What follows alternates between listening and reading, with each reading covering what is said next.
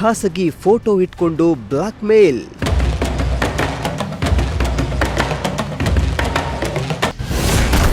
Cyber ವಂಚಕರ ಕಾಟಕ್ಕೆ ಬೇಸತ್ತು ನಾಪತ್ತೆಯಾದ BTech ವಿದ್ಯಾರ್ಥಿ.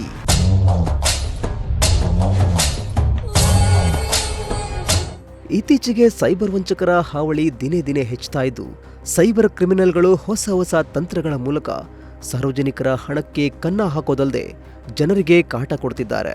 ಇತ್ತ ಬಿಟೆಕ್ ವಿದ್ಯಾರ್ಥಿಯೊಬ್ಬ ಸೈಬರ್ ವಂಚಕರ ಕಿರುಕುಳಕ್ಕೆ ಬೇಸತ್ತು ನಿಗೂಢವಾಗಿ ನಾಪತ್ತೆಯಾಗಿರುವ ಘಟನೆ ಬೆಂಗಳೂರಿನಲ್ಲಿ ನಡೆದಿದೆ. ಬೆಂಗಳೂರು ನಗರದ ಹುಳಿಮಾವು ಪೊಲೀಸ್ ಠಾಣಾ ವ್ಯಾಪ್ತಿಯಲ್ಲಿ ಈ ಘಟನೆ ನಡೆದಿದ್ದು, ಒಡಿಶಾ ಮೂಲದ ಚಿನ್ಮಯ್ ಪ್ರಸಾದ್ ಸಾಹೋ ಎಂಬ ಯುವಕ ಕಳೆದ ಕೆಲವು ದಿನಗಳಿಂದ ನಾಪತ್ತೆಯಾಗಿದ್ದಾನೆ.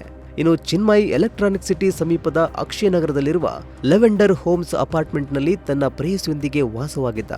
ಇಬ್ಬರು ಬಿಟೆಕ್ ಪದವಿ ಪೂರ್ಣಗೊಳಿಸಿ ಕೆಲಸಕ್ಕಾಗಿ ಬೆಂಗಳೂರಿಗೆ ಬಂದಿದ್ರು.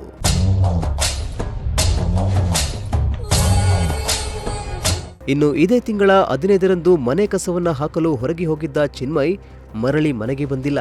ಆದರೆ ಕೆಲ ದಿನಗಳ ಹಿಂದೆ ಯುವಕ ಚಿನ್ಮಯ್ ಮೊಬೈಲಿಗೆ ಆತನದ್ದೇ ಖಾಸಗಿ ಫೋಟೋಗಳು ಬಂದಿದ್ದುವಂತೆ.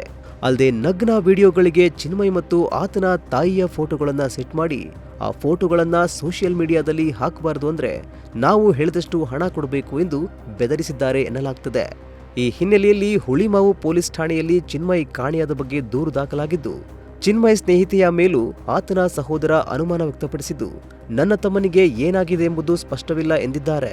ಸದ್ಯ ಪ್ರಕರಣ ದಾಖಲಿಸಿಕೊಂಡಿರುವ ಹುಳಿಮಾವು ಪೊಲೀಸರು ಯುವಕನ ಪತ್ತೆಗೆ ತನಿಖೆ ನಡೆಸ್ತಾ ಇದ್ದಾರೆ.